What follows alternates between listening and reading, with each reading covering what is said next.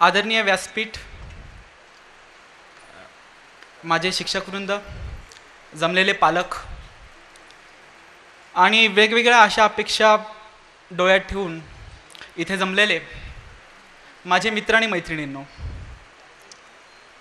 गजबजून विस्कटलेल्या गल्लीपासून ते स्वातंत्र्यात असून सुद्धा पारतंत्र्यासारखे संरक्षण ठेवून झेंडा फडकवणाऱ्या दिल्लीपर्यंत आणि आत्म्याच्या गाभाऱ्यात जन्मलेल्या भावनांपासून ते विश्वाच्या तमाम कानाकोपऱ्यात घडणाऱ्या सर्व सामाजिक, शैक्षणिक, राजकीय, आतंकवाद, दहशतवाद, चंगळवाद, भ्रष्टाचार, वासनाकांड या समस्या ज्या आहेत त्या समस्यांना एक ना एक प्रकारे कुठेतरी जी प्रशासकीय व्यवस्था आहे ती निगडीत आहे आणि या प्रशासकीय व्यवस्थेचा भाग होऊ पाहणारे आपण सर्वजण इथे जमलात याबद्दल मला तुमचे मनपूर्वक आभार मानावेसे वाटतात.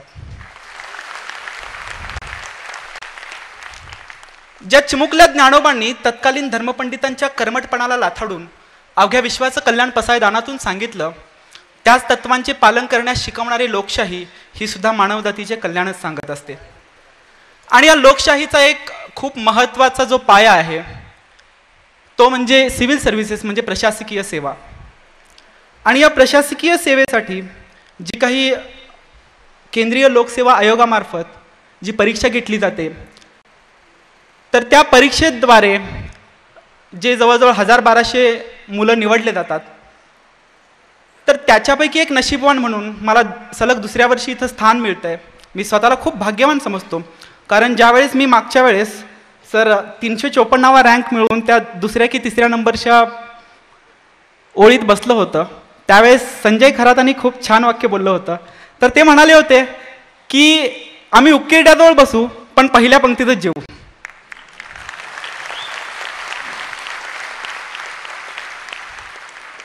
सांगायचा उद्देश असा आहे की आज त्या पहिल्या पंक्तीत जेवण्याचं भाग्य मला मिळतं आहे आणि त्याबद्दल मी माझे आई वडील इथं आलेत तर त्यांना खूप सारे त्यांचे खूप सारे आभार मानावेसे वाटतात.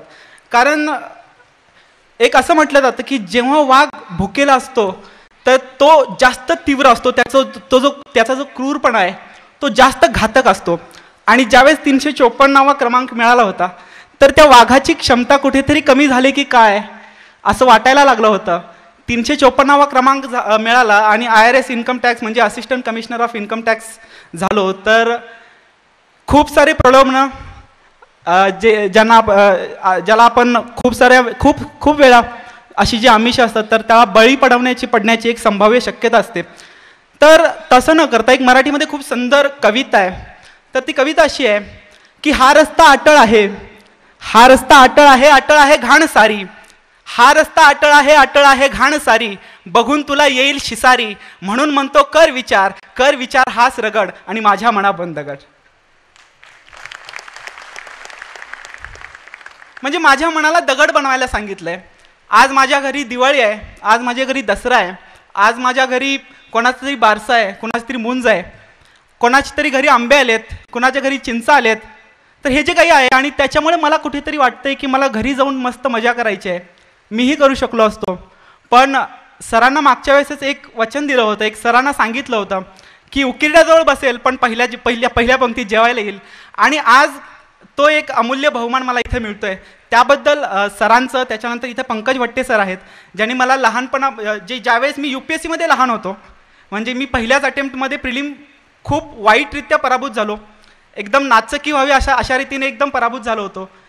पूर्ण जो कॉन्फिडन्स होता, जो आत्मविश्वास होता तो पूर्ण एकदम धुळीला मिळाला होता. आणि त्यावेळेस पंकज भट्टे सर भेटले, ज्यांनी मला अभ्यास नेमका कसा करायचा, UPSC म्हणजे नेमकं काय आहे, UPSC मधलं U काय आहे, UPSC मधलं PSC जे आहे ते नेमकं काय आहे आणि त्याच्यासाठी कसा अभ्यास करायला पाहिजे हे सांगितलं. असे पंकज भट्टे सर यांना सर्वप्रथम मी अभिवादन करतो. आणि कारण UPSC मध्ये असं बोललं जातं की ज्यावेळेस तुमचा गुरु व्यवस्थित नाही आहे, पहिल्यांदाच मी तुम्हाला सांगितलं की प्रिलिमसाठी जॉग्राफीसाठी खुलर वाच, तर हे शक्य नाही आहे. पहिल्यांदा हे सांगणारं कोणीतरी भेटलं पाहिजे की जॉग्राफीसाठी जर तुम्हाला करायची आहे प्रिलिम तर जॉग्राफीची NCERT 5वी ते 12वी वाच. आणि हेच नेमकं सरांनी मला सांगितलं. तुकाराम जाधव सर आहेत, तर इंटरव्ह्यूमध्ये खूप छान मार्गदर्शन त्यांनी केलं होतं.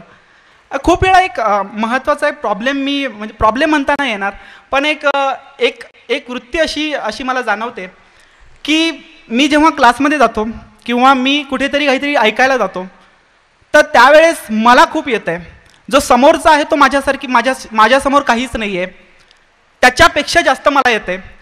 ही जी दाखवण्याची एक चढाओढ UPSC कॅन्डिडेटमध्ये दिसते ती खूप वेळा एकदम नाहक असते. आणि फक्त त्याच्याबद्दल जो आपला ॲटिट्यूड असतो, जी आपली वृत्ती आहे ती सुधारण्याबद्दल मला एक 4 ओळी ज्या विंदा करंदीकरांनी खूप छान पद्धतीने म्हटलेल्या आहेत की देणाऱ्याने देत जावे, घेणाऱ्याने घेत जावे, देणाऱ्याने देत जावे, घेणाऱ्याने घेत जावे, हिरव्या पिवळ्या माळावरून हिरवी पिवळी शाल घ्यावी, हिरव्या पिवळ्या माळावरून हिरवी पिवळी शाल घ्यावी, सह्याद्रीच्या कडाकडून छातीसाठी ढाल घ्यावी, देणाऱ्याने देत जावे, घेणाऱ्याने घेत जावे, घेता घेता एक दिवस देणाऱ्याचे हातच घ्यावे. तर ही जी विंदा करंदीकरांची कविता आहे ती खूप खूप मनाला कुठेतरी भावायची. जो समोर शिकवणार आहे तर त्याला माझ्यापेक्षा एक अक्षर किंवा जास्त येत आहे, तर ते घ्यायला काय जातंय माझं. तर माझा सांगण्याचा उद्देश असा आहे की जो मला शिकवणारा आहे, जे मला शिकवणारे गुरु लाभलेत, तर त्यांना माझ्यापेक्षा नक्कीच काहीतरी येत आहे.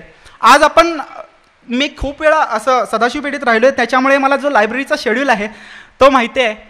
खूप वेळा असं होतं की लायब्ररी आहे ती 6 वाजता सुरू होते आणि जवळजवळ 11 वाजेपर्यंत लायब्ररीचा वेळ असतो. खूप सारे विद्यार्थी असे बघितलेत की 6 वाजता लायब्ररीत येताना 11 वाजता निघून जातात.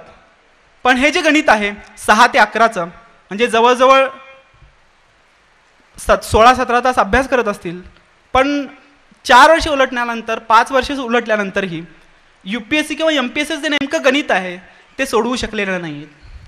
याचं नेमकं कारण काय आहे. तर खूप वेळा मी हे बघितलंय सर की ज्यावेळेस 6 वाजता आपण एखादा मुलगा लायब्ररीमध्ये येतो, 7 वाजता लायब्ररीमध्ये येतो, तर खूप सारे, म्हणजे मी प्रत्येकजण असाच आहे असं बोलत नाही, पण खूप वेळा असं होतं की फिजिकल एक्झर्शन झाल्यामुळे तर तो 7 वाजता येतो, एक दीड तास फक्त पेपर वाचतो आणि त्याच्यानंतर झोपी जातो. 7-7:30 वाजता यायचं आहे. इथं खूप साऱ्या जणांना ही गोष्ट पटेल की 7-7:30 वाजता आल्यानंतर 8-8:15 वाजता लोकसत्ता वाचला आणि 8:15ची मस्त एक झोप घेतली. 8:15 ते जवळजवळ 9:30 पावणे 10 पर्यंत जी झोप घ्यायची आहे, जवळ कुठलं तर नाश्ता सेंटर चांगलं बघायचं आहे आणि त्या नाश्त्यावरती एक नाश्ता करून परत यायचं आणि परत झोप मारायची आहे. तर हे असं होण्याचं, आणि म्हणजे हा जो काही UPSCचा जी काही चुकलेली वाट आहे, तर आता मी इथे आलोय किंवा या डायसवरती आहे आणि त्याच्यामुळे मी टीका करतोय असं नाही आहे. तर खूप वेळा मीही असं केलंय. आणि त्याच्यामुळे नेमका प्रॉब्लेम काय आहे, की जी नेमकी समस्या काय आहे हे मला माहिती आहे. आणि त्या समस्या किंवा ते जे काही तुमचे प्रॉब्लेम्स आहेत, ऑब्स्टॅकल्स आहेत, तर त्या तुम्हाला पण सामोऱ्या जाव्या लागू नयेत यासाठी हा सांगण्याचा अट्टहास आहे. खूप साऱ्या वेळा असं होतं की आपली प्रिलिमची तयारी व्यवस्थित नसते, आपण प्रिलिम देऊन टाकतो, 2-3 महिन्यात अभ्यास करायचा. मागच्या 2-3 अटेम्प्टमध्ये असं झालं की 2-3 महिन्यात अभ्यास करायचे. खूप सारे इंजिनियर्स इथे जमले असतील, मी पेशाने डॉक्टर आहे, डेंटिस्ट आहे, खूप सारे इंजिनियर इथे जमले असतील, तर ज्यांचं असं असतं की CSAT खूप छान असतं, त्याच्यामुळे त्यांचं 170-180 स्कोअर होतो, त्याच्यामुळे GS जास्त करायची काही गरज नाही. आणि मग असं होतं की GS इतकं काही जास्त येत नाही, 40 ते 50 मार्क्स पडतात, पण त्यांची प्रिलिम क्लिअर होऊन जाते. आणि मेन्समध्ये नेमकं GS लिहायचा मोठा प्रॉब्लेम असतो, त्याच्यामध्ये सराव नाही. GSचं नेमका सिलेबस किती आहे, ऑप्शनलचा आवाका किती आहे याची कल्पना नाही, आणि त्याच्यामुळे प्रिलिम द्यायची, मेन्समध्ये नापास व्हायचं, परत प्रिलिम द्यायची, परत मेन्समध्ये नापास व्हायचं, असं सायकल चालू राहतं. आणि त्याच्यामुळे जे काही जर कोणी आत्ताच सुरुवात करणारे कोणीतरी भेटले जर इथे असतील, त्यांच्यासाठी एक कळकळीची नम्र विनंती आहे माझी की जोपर्यंत तुमचा मेन्सचा अभ्यास पूर्ण नाही आहे तोपर्यंत प्रिलिम देण्याचं धाडस करू नका. कारण मी ते धाडस केलं आहे आणि तोंडावर एकदा आपटलो आहे. तर त्याच्यामुळे फक्त सांगावंसं वाटतं की जेव्हापर्यंत तुमचा मेन्सचा अभ्यास पूर्ण होत नाही आणि जेव्हापर्यंत तुम्हाला स्वतःला आत्मविश्वास नाही आहे की मला मेन्समध्ये खरंच लिहिता येईल का, तोपर्यंत प्रिलिम द्यायचं धाडस करू नका. एवी तेवी आता जनरल कॅटेगरीला 6 म्हणजे जे अटेम्प्ट्स आहेत, तर त्याच्यामध्ये तुम्हाला अटेम्प्ट जाण्याचं काही दुःख नाही आहे, पण सांगायचा उद्देश आहे की जो प्रिलिम मेन्स इंटरव्ह्यू हे जे काही सायकल आहे, ते पंकज वट्टे सर म्हणायचे की खूप विशियस सायकल आहे, आणि या सायकलमध्ये कोणीतरी अडकला तर मग ते बाहेर येऊन, म्हणजे जसं जे चक्रव्यूह आहे त्या चक्रव्यूहात कोणीतरी अडकला तर ते बाहेर येणं खूप अवघड होऊन जातं.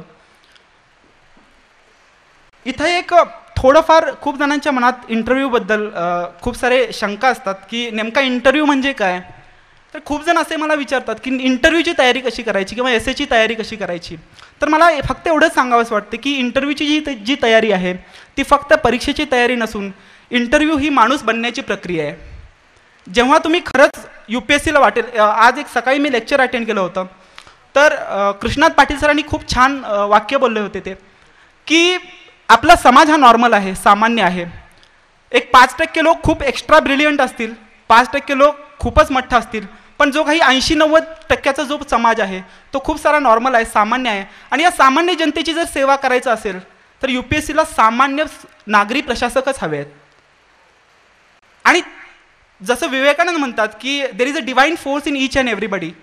प्रत्येकामध्ये एक सुप्त शक्ती आहे, पण ती तुम्ही जाणायला हवी. आणि जर ही जो सुप्त शक्ती जर जेव्हा ज्याला कळते, एकदा जर तुम्ही फेल झाला तर ती नक्कीच कळायला मदत होते. मी पहिल्या अटेम्प्टमध्ये फेल झालो आणि त्यावेळेस कळायला लागलं की ही सुप्त शक्ती माझ्यात पण आहे. थोडंफार ग्रामीण कथा वाचायचो. आपले दमा मिरासदार खूप आवडते लेखक आहेत माझे, खूप ग्रामीण कथा वाचलेल्या आहेत. आणि त्यावेळेस वाटायचं की हा जो काही ग्रामीण भाग आहे, माझा BDS झालं, ॲज अ डेंटिस्ट म्हणून मी समाजासाठी काही देऊ शकतो का.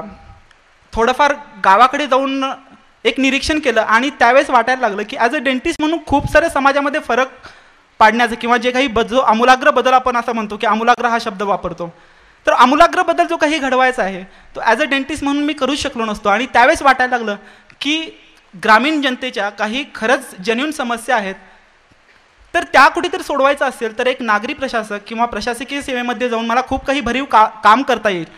आणि हे जेव्हा विचार आला तर त्यावेळेस मी UPSCचा निर्णय घेतला होता. आज खूप वेळा इथं ग्रामीण भागातील भरपूर विद्यार्थी बसले असतील, तर त्यांना जो भाषेचा प्रॉब्लेम येतो, तर त्या समस्येतून मीही गेलो आहे. पहिल्यांदा ज्यावेळेस UPSCची सुरुवात केली होती तर त्यावेळेस सर जो प्रेसिडेंट आणि प्राईम मिनिस्टर आहे तर यांच्यातला जो फरक आहे किंवा काउन्सिल ऑफ मिनिस्टर आहे आणि कॅबिनेट आहे तर यांच्यातला जो फरक आहे तोही नाही कळायचा. मराठीमध्ये त्याला माहीत होतं की राष्ट्रपती आणि पंतप्रधान म्हणतात, पण इंग्लिशमध्ये नेमकं काय म्हणतात हेही कळायचं नाही. तर खूप साऱ्या जणांची अशीच समस्या आहे. खूप वेळा असं व्हायचं की हिंदू घेऊन बसायचं आणि हिंदूचे एडिटोरियल डोक्यावरून जायचे. हिंदू कंप्लीट करायला जवळजवळ 3-3.5 तास लागायचे. मला सांगायचं फक्त एकच हेतू आहे की प्रत्येकजण या समस्येतून जातो. आपण त्या समस्या किती गांभीर्याने घेतो, त्या समस्येला किती मोठं करून सांगतो, याच्यावर आपलं यश आणि अपयश अवलंबून आहे. इंटरव्ह्यूमध्ये एक खूप छान प्रश्न मला विचारला होता की माझं जे मूळ गाव आहे ते रुई इथं आहे, तालुका हातकणंगले, जिल्हा कोल्हापूर. माझं जे जन्मगाव आहे ते तिथलं आहे. तर त्यावेळेस त्यांनी एक प्रश्न विचारला की अभिजित शेवाळे, जे तुझं जे जन्मगाव आहे ते रुई आहे, म्हणजे ते कोल्हापूर जिल्ह्यात येतं. जे कोल्हापूर जिल्ह्यातलं गाव आहे ते कोल्हापूर जिल्हा एका खूप मोठ्या व्यक्तीसाठी प्रसिद्ध आहे, तर त्या व्यक्तीचं नाव सांगू शकशील का. तर माझ्या पहिलंच एक नाव ओठावरती होतं. मी त्यांना सांगितलं की छत्रपती शाहू महाराज. त्यांचा दुसरा प्रश्न असा होता की जे छत्रपती शाहू महाराज आहेत तर त्यांना कोल्हापूरच्या जनतेला त्यांचा खूप अभिमान आहे. तर या छत्रपती शाहू महाराज जे आहेत तर त्यांच्यामध्ये असे काय गुण आहेत की तुम्ही अजून पण इतके, म्हणजे जवळजवळ 100 वर्षानंतर कोल्हापूरकर जे आहेत ते अजून पण त्यांना इतके मानता. किंवा ॲज अ सिव्हिल सर्वंट भारतीय, मागच्या वेळेस पण शिवाजी महाराजांबद्दल असाच प्रश्न विचारला गेला होता. भारतीय प्रशासक म्हणून अशा छत्रपती शाहू महाराजांच्याबद्दल काय नेमक्या जे गुण आहेत तर ते काय तुला घेता येतील. तर हा प्रश्न असा होता की मला एकीकडे शाहू महाराजांचे गुण पण सांगायचे आहेत आणि एकीकडे माझा भारतीय प्रशासकीय सेवेमध्ये याचा नेमका उपयोग काय होणार आहे हे पण सांगायचं आहे. तर त्यांना मी हे सांगितलं होतं की मंडोल आयोग आल्यानंतर म्हणजे 1990 नंतर बॅकवर्ड क्लासेसला रिझर्वेशन देण्यात आलं, पण ते माझ्या छत्रपती शाहू महाराजांनी जवळजवळ 1902-1903लाच दिलेलं आहे. पंचायत राजमध्ये जेव्हा आज आपण महिलांसाठी 50% राखीव जागा किंवा तलाठ्यांचं, तहसीलदारांचं प्रशिक्षण या गोष्टीकडे लक्ष देतोय, तर ते इसवी सन 1900 शाहू महाराजांनी पहिलंच करून ठेवलेलं आहे. जो तिसरी क्वालिटी आहे, ज्यावेळेस 2005 सुप्रीम कोर्टाच्या म्हणजे सर्वोच्च न्यायालयाच्या ज्या काही गाईडलाईन्स आहेत एन्व्हायरमेंटल प्रोटेक्शनबद्दल, तर त्या 2005 येत आहेत, पण त्या जवळजवळ 100 वर्षापूर्वी राधानगरी डॅम त्यांनी बांधून ठेवलेला आहे, अभयारण्य बांधलेलं आहे. तर एवढा प्रोग्रेसिव्ह जो नेता आहे तर तो माझ्या कोल्हापूरमध्ये होऊन गेला आणि याचा मला सार्थ अभिमान वाटतो. सांगायचा उद्देश असा आहे की ज्यावेळेस तुम्हाला एखाद्या नेत्यामधले गुण तुम्हाला आजच्या परिस्थितीबद्दल रिलेट करता आले तर तुमचं जे आन्सर आहे ते जास्त इफेक्टिव्ह बनतं. आज आज आज खूप वेळा आपण असं बघतो की एक न्यूनगंड असतो, जी ग्रामीण भागातून मुलं येतात, सारखं ग्रामीण भागाबद्दल एक थोडासा जिव्हाळा असल्यामुळे हे बोलावं असं वाटतं की खूप वेळा असं वाटतं की तो शहरी भागातला आहे, त्याचं इंग्लिश खूप भारी आहे आणि त्याला पहिल्यापासूनच त्याचं पालनपोषण तसंच झालं आहे, त्याच्यामुळे तो UPSC क्लिअर होणारच. असा एक जो काही गैरसमजूत आहे तर त्याबद्दल एवढंच म्हणावं असं वाटतं की तुमच्यामध्ये पण आहे. जर तुम्ही काहीतरी आशा अपेक्षा ठेवून इथं आलायत तर तुम्हाला काहीतरी मोठं होण्याची खूप मोठी आशा आहे, तुमचं ध्येय ते आहे. एक मराठीमध्ये खूप सुंदर वाक्य आहे की कबुतराला गरुडाचे पंख लावून चालत नाही, तर ती जी उडण्याची धमक आहे ती त्याच्या रक्तात असावी लागते. आणि ही जी उडण्याची धमक आहे ती प्रत्येकाच्या रक्तात आहे. ज्यावेळेस मी पुण्यात आलो तर त्यावेळेस महिना 5,000 महिना 6,000 वरती मी काढलेला आहे आणि आज खूप साऱ्या जणांची तीच अवस्था आहे की महिना 5,000 मिळतात, महिना 6,000 मिळतात. महिन्याच्या जवळ पहिल्या तारखेला 5,000 किंवा 6,000 अकाउंटवरती पडल्यावरती खूप सारं हायसं वाटतं, 5,000 आले आज. पण त्यामधले जवळजवळ 2-2.5 मेससाठी जातात, त्याच्यानंतर 2-2.5 आपल्या रेंटसाठी जातात आणि हातात राहतात जवळजवळ 800 ते 900 रुपये. आणि त्यावेळेस एक खूप सुंदर कविता माझ्या वाचनात आली होती की भरलेला किस्सा माणसाला दुनिया दाखवतो, भरलेला किस्सा माणसाला दुनिया दाखवतो, पण जो रिकामा किस्सा आहे तो या दुनियेतली माणसं दाखवतो. सांगायचा उद्देश असा आहे की ज्यावेळेस तुमचा पडता काळ असतो, ज्यावेळेस तुम्ही असं असता की तुम्हाला या क्षणी मदत करणारा कोणी नाही आहे, तर जो कोणी तुम्हाला हात देणारा असतो तोच तुमचा खरा मित्र असतो. आणि अशा या प्रवासामध्ये खूप सारे हात देणारे भेटले, खूप सारे पाय खेचणारे पण भेटले. खूप वेळा गावी गेल्यावरती हाच प्रश्न विचारला जायचा की जवळजवळ 2-2.5 वर्ष झालेली आहेत, तू डेंटिस्ट असून पण प्रॅक्टिस का करत नाहीस. माझ्या घरी येऊन सांगायचे की तुमच्या पोराचं लग्न वगैरे होणार आहे की नाही. खूप साऱ्या जणांचा हाच प्रॉब्लेम आहे. सांगायचा उद्देश असा आहे की प्रत्येकजण या प्रॉब्लेममधून जातो, प्रत्येकजण या समस्येमधून जातो. मगाशी म्हटल्याप्रमाणे किती मोठा प्रॉब्लेम आहे, माझा मोठा किती प्रॉब्लेम आहे हे सांगण्यापेक्षा त्या प्रॉब्लेमला तुम्ही सांगा की तुम्ही काय करू शकता. आणि जर हे तुम्ही करू शकला, कारण मी उत्तीर्ण झाल्यावरती 354वा पण रँक मिळवलेला आहे, आज 90वा रँक मिळून इथं आहे. पण जे आईवडिलांच्या डोळ्यामधले ज्या इमोशन्स आहेत, जे भाव आहेत, त्या आज मी पाहतोय. अंगावरती अक्षरशः शहारे येतात आणि तो जो भाव आहे तुम्ही 1 कोटी जरी घरात नेऊन दिले तरी तो भाव येणार नाही आहे.